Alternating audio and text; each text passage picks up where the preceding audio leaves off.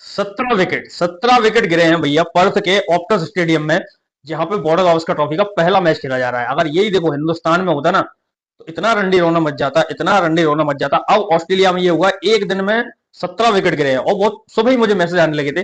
जिस तरीके की शुरुआत हुई थी कि 3 दिन में मैच हारेगी, अब तो ये समझ में नहीं आ रहा कि भैंसो 3 दिन में इंडिया मैच हारेगी या 3 दिन में ऑस्ट्रेलिया मैच हारेगी। एक चीज मैं बचाऊंगा, रवि शास्त्री का एक इंटरव्यू देख रहा था मैं, कल या परसों देख रहा था स्टार स्पोर्ट्स पे। तो उनसे पूछा जा रहा था कि जो पिछली वाली हमने वाटर गावस्कर ट्रॉफी जीती थी 36 पे ऑल आउट होने के बाद, किस तरह से वो कमबैक किया था। तो उन्होंने बोला था कि उन्होंने एक मैसेज दिया था अपनी टीम को, 36 वाला जो मैच हम हारे थे, उसके बाद उन्होंने बोला था कि आने वाले जितने भी मैचेस हैं उसमें ये नहीं दिखना चाहिए कि आपको वो 36 वाला मैच अफेक्ट कर रहा है, एक नए सिरे से शुरुआत करना चाहिए। सेम चीज यहां पे देखने को मिली है इंडियन टीम के नजरिए से अगर देखा जाए।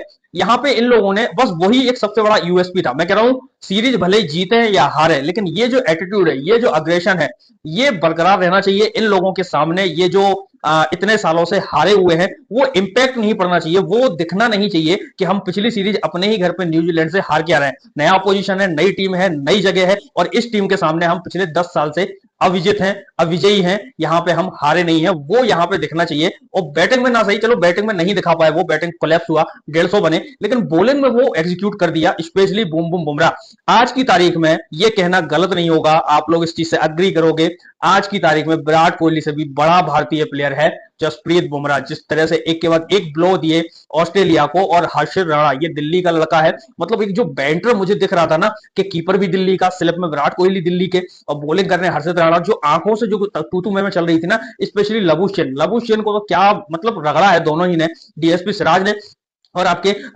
हर्षित राणा ने, और ट्रेविस टुल्ले का जो विकेट उखाड़ा है भाई साहब। इसीलिए मैं बोल रहा हूं, ये जो एटीट्यूड है, ये जो एग्रेशन है, ये जो अप्रोच है, ये जो स्लेजिंग है, ये जो कहासुनी है, ये बरकरार रहनी चाहिए। भले ही हम सीरीज जीते या फिर हारे, लेकिन इसी एटीट्यूड के साथ हमें पूरे के पूरे पांचों मैच खेलना है। उसके बाद बात करी जाएगी कि हम कहां पे हैं और ये सीरीज का नतीजा कहां पे है। अब थोड़ा सा मैच के पॉइंट ऑफ व्यू से बात करते हैं। 3 विकेट मिले हैं सिराज को, हम आपकी बुमराह को 2 विकेट मिले हैं, सिराज को 1 मिला है, हर्षित राणा को सिर्फ 3 बॉलर इंडिया ने यूज करे हैं। नीतीश रेड्डी को अभी नहीं मिला है, नीतीश रेड्डी के हालांकि टेस्ट करके करियर की भी शुरुआत अच्छी हुई। नीतीश रेड्डी के रन और ऋषभ पंत के रन की वजह से हम 150 तक पहुंचे, काफी था।